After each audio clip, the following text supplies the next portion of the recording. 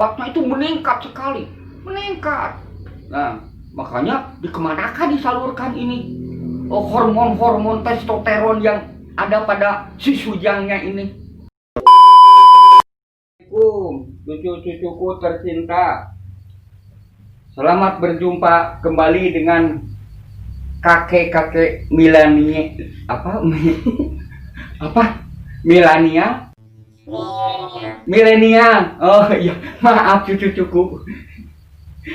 Kali ini kakek akan berperan sebagai seorang dosen di fakultas. Tapi mohon maaf ya, dosennya itu bohong-bohongan. Dosen palsu, dosen gadungan. Fakultas apa cucu-cucuku? Yaitu Fakultas Ilmu Komunikasi dan Informasi. Tahu artinya informasi? Apa? Informasi apa namanya? Kabar ya? Berita. Berita atau kabar? Tuh, pinter ya. Kakek pinter ya. Kan kenapa dikasih tahu sama cucuku. Begini ya.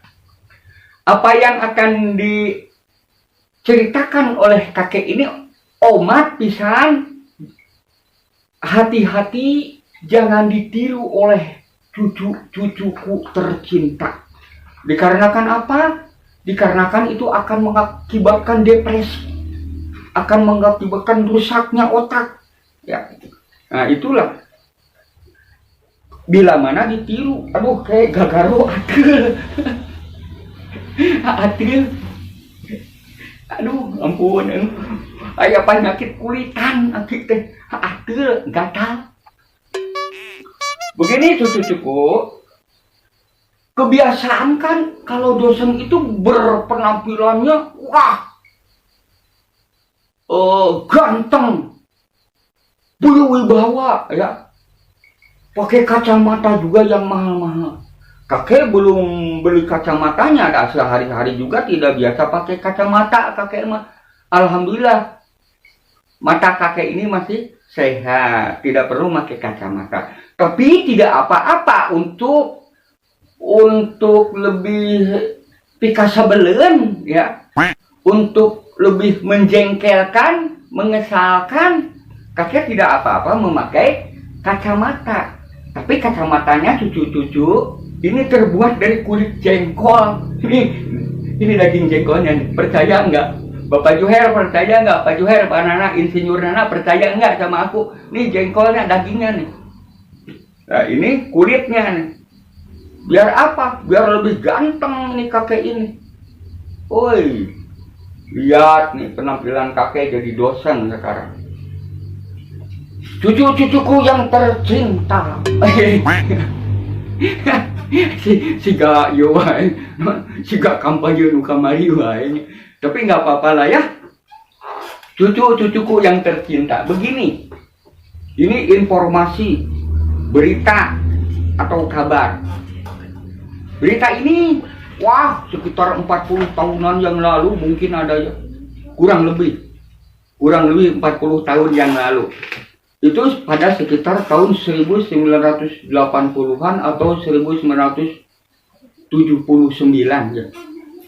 Ketika itu, cucu-cucuku, kalender almanak itu selalu menampilkan foto-foto yang vulgar. Foto-foto yang ya boleh dikatakan 98% bugil ketika itu. Nah, ada seorang pemuda hobinya suka membeli foto-foto yang dipamerkan oleh wanita-wanita yang sedang di puncak kecantikannya, yang diobral kecantikannya itu di kalender. Wah, ada yang sambil begini, ada yang sambil begini, ada yang sambil begini, macam-macam berposenya mereka itu. Itu sangat cantik sekali pada waktu itu. Nah, si pemuda ini, cucu-cucuku, sering sekali membeli kalender seperti itu. Si pemuda tuh, apabila sudah beli kalender, dia pergi ke kebun. Kebetulan di kebun itu ada kandang domba ya, kandang kambing. Nah, sering sekali kan otomatis kalau setelah melihat foto-foto seperti itu nafsu syahwatnya itu meningkat sekali, meningkat. Nah, makanya dikemanakan disalurkan ini hormon-hormon testosteron yang ada pada si Sujangnya ini. Nah, beliau si pemuda itu pergi ke kebun, ke kandang domba, Setelah itu tidak tahu cucu-cucuku, baru satu kalimat tidak ada yang mengetahui ya, satu kalimat. Tapi yang dua kali ada tetangganya yang heran-heran, kenapa katanya suka ke kandang domba.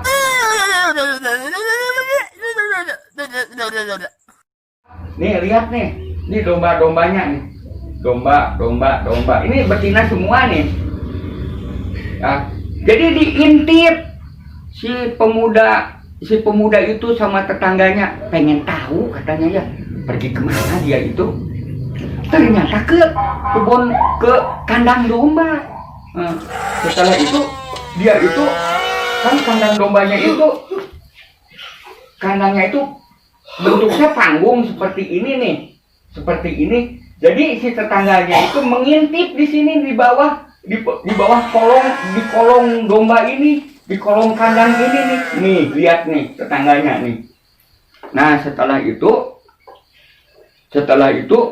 oh kata si tetangganya, pantesan katanya ya, pantesan dia itu suka ada ke kandang domba itu, suka bawa kalender, suka bawa itu almanak itu yang berfoto-foto yang menjijikan, yang seronok sekali, 98% vulgar.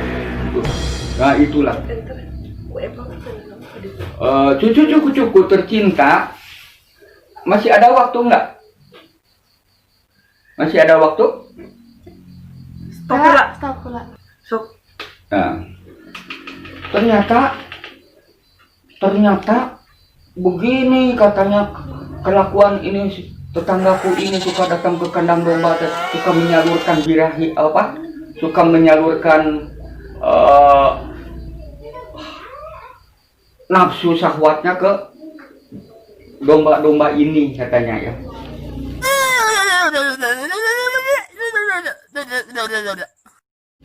Cucu-cucuku tercinta.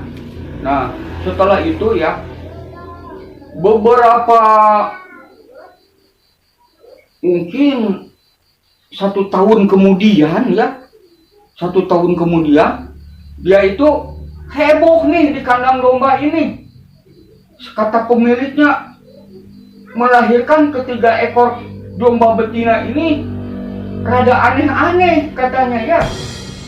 Apa kalau aneh-aneh apa? Ajaib apa ya? Ada suatu keanehan. Yang satu katanya berkaki 2, kakinya ada yang di belakang 2, di depan tanpa kaki. Yang di depan katanya ini kakinya ada 2, di belakang tanpa kaki. Yang ini, nah, yang ini begini katanya, kata si pemilik domba ini katanya, wah ini mah enggak laku katanya, kalau domba-domba macam ini mah rugi cina beternak domba teh, karena ini nih.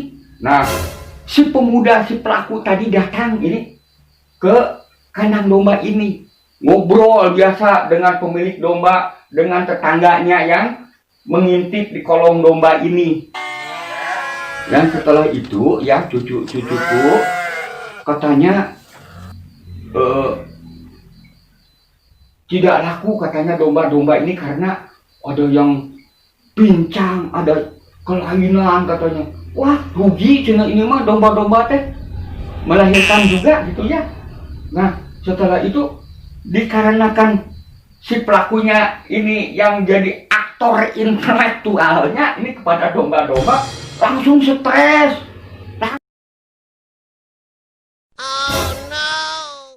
Langsung stres. Katanya, kata si pemuda itu hilang ingatan, jadi terhidang, jadi tidak normal otaknya, rusak otaknya. Si pemuda tadi ketika si pemuda ini melihat domba yang ini. Kata si pemuda ngobrol di depan mulutnya, ini domba ini. Oh liaku, kata, masihkah engkau ingat dengan aku, katanya.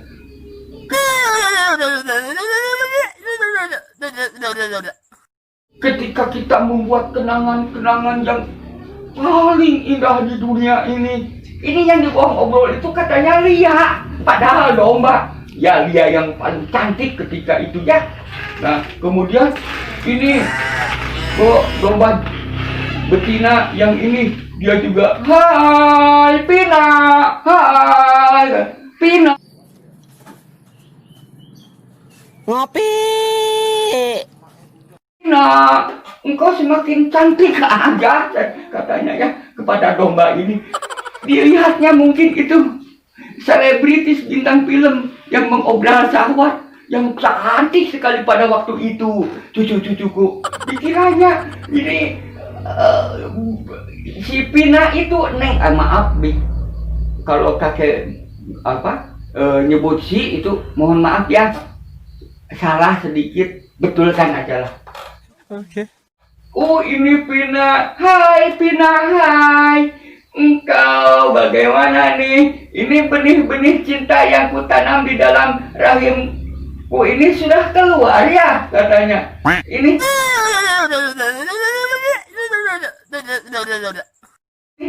Ini si Pina, si Pina lagi. Ini Neng Pina, dombanya itu dipanggilnya Neng Pina, hei Pina, katanya ya. Ini yang domba yang ketiga juga sama. Ini katanya, Yati, kata Yati, engkau bagaimana kabarnya? Masihkah engkau ingat kepadaku ketika kita membuat sesuatu yang indah-indah di kandang domba ini? Batuk maaf. Oh, yang indah-indah di kandang domba ini. Ini yang dibawa ngobrol sama pemuda tadi, cucu-cucuku, disangka oleh beliau ini wanita paling cantik ketika itu. Nih, padahal domba langsung dicium ini. Si Yati ini, Neng Yati ini sama beliau, sama pemuda tadi. Aduh, katanya, engkau ini masih cantik ya Yati ya, katanya. Ini karena domba. Nah, itulah kata si tetangga tadi, kan ini yang ngintip katanya ya. Memang ini namanya, kata si itu teh, memang katanya ini ketika dulu bergaul dengan beliau, katanya dengan pemuda tadi, dia panggil Yati, cina kesini. Kalau ini cina Pina, panggilnya nama Pina. Kalau yang ini panggilnya nama Lia, gitu. Ini gimana sekarang? Ini kata si anu ngintip tadi teh ya, yang dulunya pernah ngintip si pemuda tadi, ini bagaimana nih Kang? Kan nyebutnya Akang, ndak Adina, ini teh Adi pemilik domba, nyebutnya Akang, bukan AA, nggak Akang. Akang gimana nih?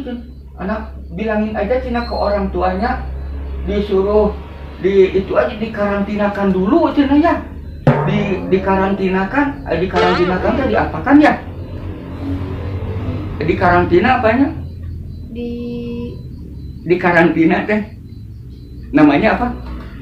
Di karantina di rumah sakit jiwa di Cisarua. Tolong aja saya bilangin. Nah itulah cucu-cucuku tercinta, jangan sampai ditiru. Oke. Dan juga selebritis yang sedang di puncak kecantikannya jangan diulang lagi. Seperti tahun 1978, 79, 80, jangan mengobrol orat, jangan mengobrol memamerkan kecantikannya. Ingat, kecantikan itu bukan milik kamu, milik Tuhan. Sekian dulu cerita kakek pada kesempatan ini. Lain kali disambunglah.